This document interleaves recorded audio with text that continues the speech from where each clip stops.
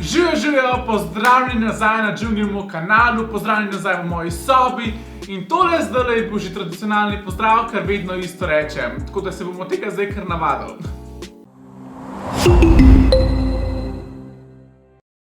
Kakor lahko vidiš iz naslova tegale posnetka, YouTube posnetka, bomo danes govorili o šoli.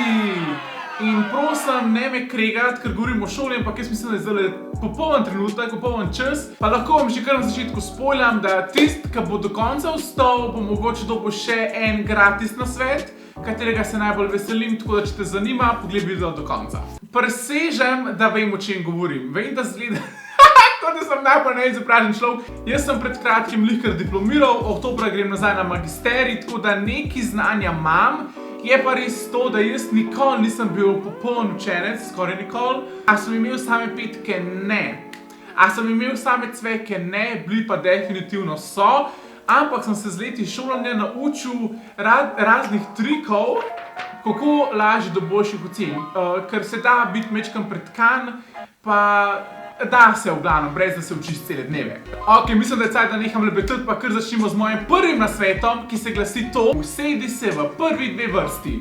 Ja, kva pa je ta zdaj lihkar povedal? Da obrazložim. Poleg tega, da se bolj sliš, da se bolj vid, te imajo tudi profesorji veliko rajš. Ker ne vem, če ste porajtali, profesorji, učitelji se vedno veliko bolj fokusirajo na ljudi, ki sedijo zadnji, ki sedijo v zadnjih vrstah. S tem, da se usedete v prvi vrsti, ste v očeh profesorja, učitelja nenudoma boljši učenci. Vem, da se to sliši majčkeno čuden, nelogično, ampak ima on občutek, da bolj poslušaš, da imaš ti željo, pa večjo motivacijo do njegovega predmeta, do njegovega poslušanja, njegovega blepetanja. Tako da je zelo velik pa lep trik, da se usedeš v prvi vrsti. Ok, moj nasvet številka 2 za boljše ocene na koncu semestra. Kaj rabimo, da se bomo učili? Motivacijo. In kje dobimo motivacijo? Jaz v pravici povedano sem motivacijo, da sem lažje hodil v šolo, dobil pri temu, da sem se družil s prijatelji.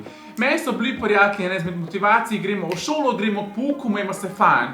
Ampak, kako lahko dobiš motivacijo, da greš lažje v šolo?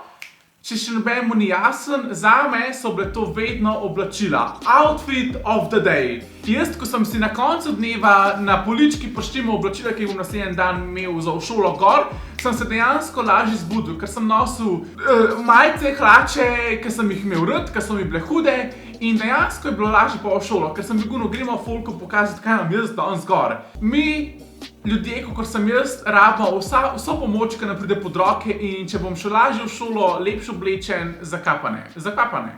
Ok, smo že pri nasvetu številka 3 in če vas tista dva nista presenetila, vas bo ta. Zdaj, če ste slučajno mamice pa oči, lahko nehate gledati tale videoposnetek oziroma si zamašite ušesa, ker tega nisem jaz predlagal in tega jaz ne zagovarjam, ampak spet je lahko ena stvar, ki pomaga do boljših ocen, in to so plonk cegeljci, plonk listki. Preden mi začnete napadati, umirite se, da objasnim, da razložim. Če tako pomisliš, kaj je sploh stvar plonk cegeljcev, da vso snov še enkrat prepišeš na manjši listek. In kaj s tem, ko ti pripisuješ snov, delaš? Učiš se. Še enkrat bom povedal, ne zagovarjam plonk cegeljcev zaradi tega, ker če te dobi profesor, je brez veze, da si se sploh učil, je brez veze, da si šel sploh na test, in s tem se zameriš še profesorju in še staršem doma in dobiš še cvek. Dajte prvo poskrbeti, da vas ne dobijo, oziroma da če imate že plonk cegeljca, ga pred testom pustite pred učilnico, da ga ne uporabljate. Meni je bil plonk cegeljc neka zagotovitev, da če mi karkoli blackouta, imam nek zagotovitev, da samo hitro pogledam, aha, to je to, in samo zapišem. Ampak tega ne promoviram. Ne delati plonk cegeljcev. Ampak pomagajo. Tako da ja. Ok, gremo naprej. Številka 4 so preverjanja znanja. Dejansko profesor, učitelj ti da naloge, ki bodo na testu. Ne iste, ampak isto sranje.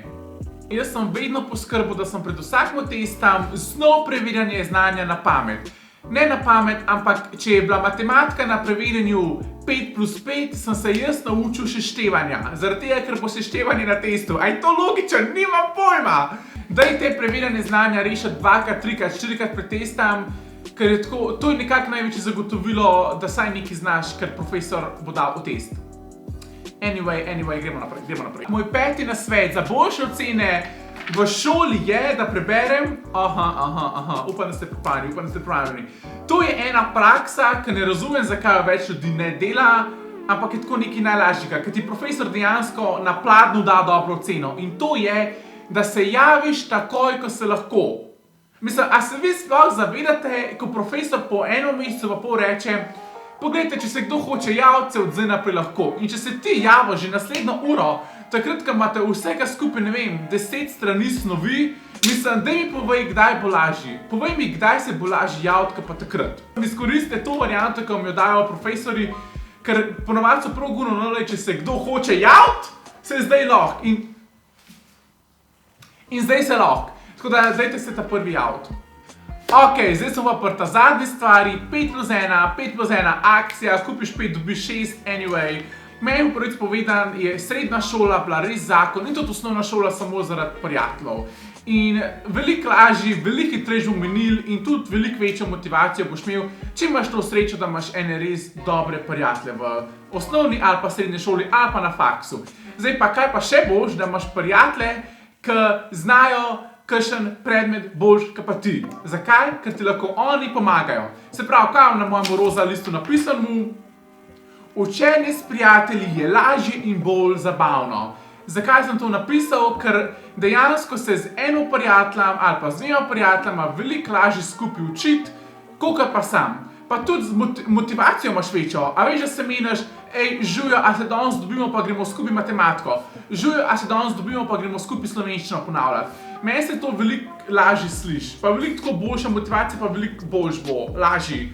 A še kakšno drugo posebej poznam, pa boljš pa lažji. Bolj učinkovito. Tako da, dajte se s prijatelji skupaj učiti, sicer ne predlagam več, kot pa 2 prijatelja, ker so 3 je že žurka, ker so pa 4 je pa že tako too much. Wow, mislim, to so toliko dobri nasveti, da če bi jih jaz poznal prej, bi imel vsi še boljše ocene. Tako, preden zaključim tale video posnetek, želim vsem eno prijetno, uspešno in zabavno šolsko leto. Dajte se potruditi, da bo to šolsko leto, ki ga ne boste nikoli pozabili. Ne zaradi tega, ker bo toliko za težek, za frknen, ampak zaradi tega, ker se boste imeli toliko fajn. Vem, da bo težko, ampak ko bo težko, samo še enkrat pogledati tale video, se boš še enkrat spomnil, kaj sem vse povedal, pa bo veliko lažje, verjemi. Če sem jaz lahko naredil šolo, boš tudi ti lahko in to bi mogla biti dosti velika potrditev, da lahko vsak to usrano šolo naredi. Na koncu dneva, šola ni vse, je pa veliko, je pa res dober vstop v življenje. Oh my god, že filozofiram. Tukaj na desno boš imel video, ki ti ga mi predlagamo, tukaj na levo boš imel prejšnji video, ki si ga mogoče še celo zamudil. Ne se pozabi subscribe na Džunglin kanal, da ne boš zamudil nobenega mojega videoposnetka, da ne boš zamudil nobenega posnetka od drugih youtuberjev, ki so še tukaj. Ne nam pozabi slediti na Instagramu, na TikToku, ok, prejšnji dan sem poratil, da ima Džungla tudi Facebook. Mislim, da tega nobeden več ne uporablja, ampak tudi Džungla na Facebooku, tako da, dajte še tam lajka. Tako da ja, bottom line, jaz res upam, da je kjer bo ta videoposnetek pomagal, upam, da ste se vsaj malo nasmejali. Hvala, ker me spremljate, hvala, ker spremljate Džunglo, adijo!